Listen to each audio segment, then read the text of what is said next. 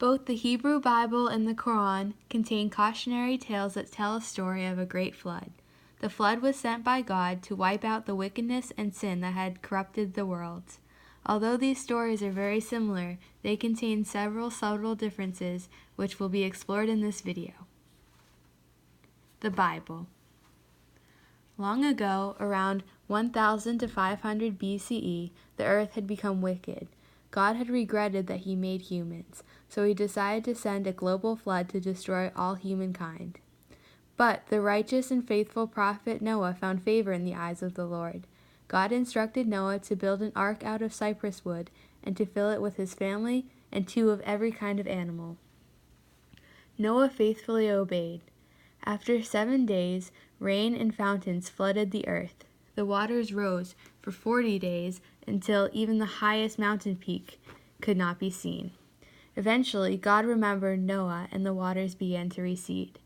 Noah released a raven from the ark, but it kept flying back and forth until the water had dried up from earth. Next he sent out a dove, but finding no place to perch, it returned to the ark. He waited 7 more days and again sent out the dove from the ark. The dove returned to him, holding a freshly plucked olive leaf. Noah knew that the water had receded from the earth. He waited 7 more days and sent the dove out again, but this time it did not return to him. After 150 days, Noah left the ark and made a sacrifice to God. God sent a rainbow as a promise to never destroy mankind again. He blessed Noah and his sons and instructed them to repopulate the earth. The Quran. The flood story in the Quran takes place around 600 CE. Allah sent the prophet Noah as a messenger to warn people against sin and to persuade them to abandon idolatry. Noah spent hundreds of years warning his people to be faithful to God, or else they would endure a great punishment. He was largely ignored and met with derogatory remarks from the immoral, arrogant population. Nobody but a small few believed him and changed their ways. Eventually, Allah lost all hope for the population and instructed Noah to build an ark. The chiefs and unbelievers mocked Noah for building an ark because there was no water anywhere around. But Noah and his faithful men kept building. Noah was allowed to bring all the believers and 2 of every type of animal on board.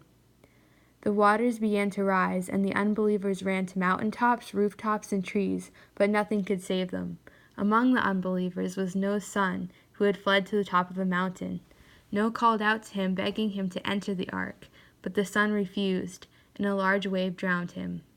Once all the unbelievers were drowned, Allah cleared the waters, and the ark landed on Mount Judy.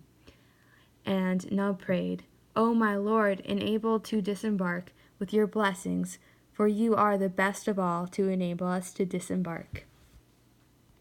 Here is a summary of the major differences between the 2 flood accounts. The Bible story takes place around 1000 to 500 BCE, while the Quran story takes place around 600 CE. In the Bible, Noah and his family are the only ones spared. In the Quran, Noah and the believers are spared. The biblical flood is global and lasts 150 days, while in the Quran it is not specified how long the flood lasted, nor if the flood was global or not. After the biblical flood, Noah sends out doves and ravens to see if the land is dry.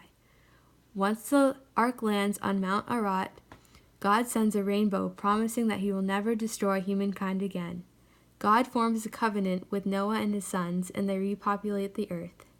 Unique differences in the Quran include Noah's preaching against sin to his people for hundreds of years, and the death of Noah's son is another aspect that differs from the biblical story. Thank you for watching.